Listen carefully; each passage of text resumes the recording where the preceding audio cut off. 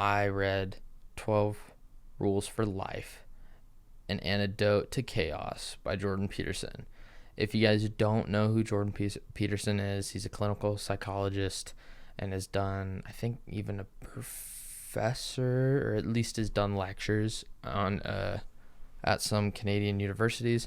He's from Canada, and he's wrote several books. And if you don't know who he is, I'm kind of surprised.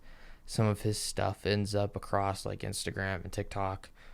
He has some amazing quotes and some very interesting interviews, and the stuff he breaks down is quite fascinating. I know, like, reading this book in particular, I kind of felt that way, just because some of the stuff he used, like some of the rules, if you just like read the 12 rules on their own, they're fairly understandable in the sense of, if that was it, you could kind of get some context and depth out of them. But the way he breaks it all down in the books is what makes it so fascinating, because he takes each each rule and breaks it down and deconstructualizes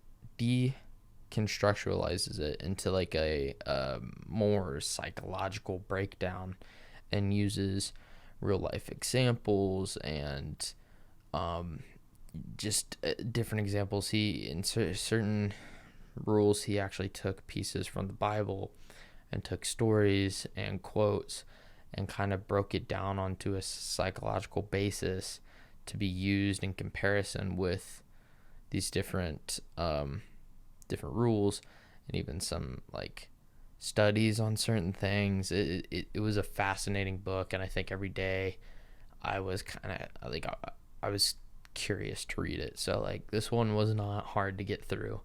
It was kind of long, but it was very interesting enough that it kept me hooked, and I would 100% recommend this book to anyone. Okay, let's get into it. 12 Rules of Life. Rule 1: stand up straight with shoulders back. So this one was probably the easiest one, I feel like, for a lot of people to understand. He does break it down. I was very surprised by how he broke it down in the book itself.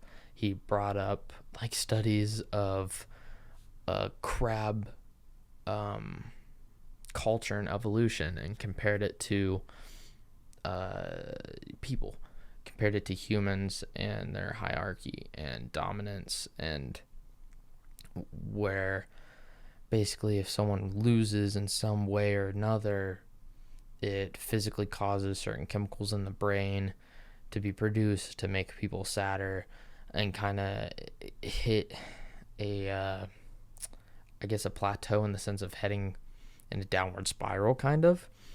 And how it's even shown with crabs that when that happens, when they have a loss against a rival, their posture's down, their heads are down, they're drooping, their claws are down, and then the victor of that is quite the opposite.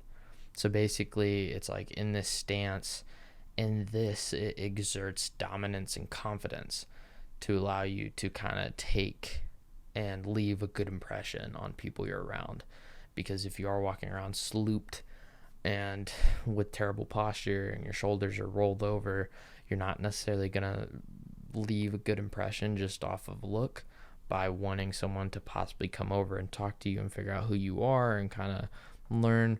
But also in the sense of not having any form of authority or confidence, you're less likely to have any social interaction in any sense between males, females, or anything. It just kind of gives you a bad appearance. And not only that, it helps you, it looks like you accept responsibility. And not only that, there has been studies to show that physical stature has been shown to affect mood.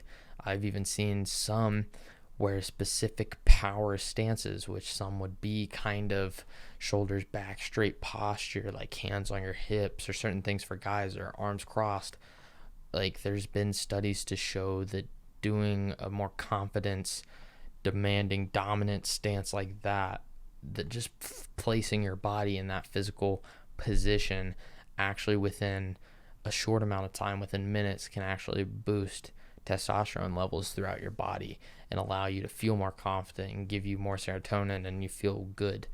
And it's kind of the same thing when you are droopy and this and that. It just kind of affects your mood. If you don't smile and you have a frown or make yourself frown or make sad faces, it will affect your physical mood in the sense of you will start to become sad. So it's all about kind of how you hold yourself has a big effect on your outlook to other people and can have a large effect on your own mental state as well. So that's kind of like a breakdown of the first rule, which I've tried to change because I know my posture and I did not do rule 1 at all in high school. I can say that right now. Rule number 2, treat yourself like someone you are responsible for helping. So this one was very interesting. It was the one that I think caught my attention and how he broke it down, and he used Genesis 1 from the Bible to kind of deconstruct everything into a from a psychological basis, which I found fascinating and have never looked at it from that perspective before. But he kind of took some of the things that happened in the first books of the Bible and kind of placed it into a societal foundation of what made people us, and kind of how it affected us, even if you take it as literal or metaphorical as a story of human development. He broke it down as that, and how these situations kind of show how certain things came out of human personality in a sense, or representation between male and female, and kind of what set us up as a society in certain bases.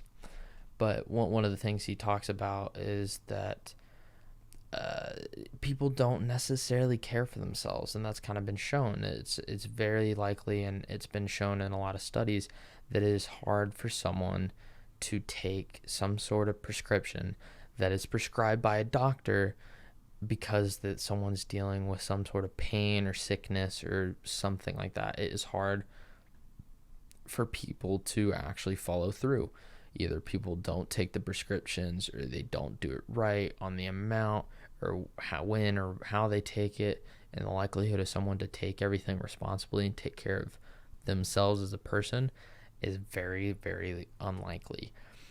But it's quite the opposite of if someone's pet, let's say, gets sick or hurt. Someone will do absolutely what the vet says and does exactly what the doctor wants, because there's some other form there where you want to be able to take care of something. And part of that and that reasoning is where he went to the Bible, in the sense of basically when we ate the fruit of knowledge of good and evil.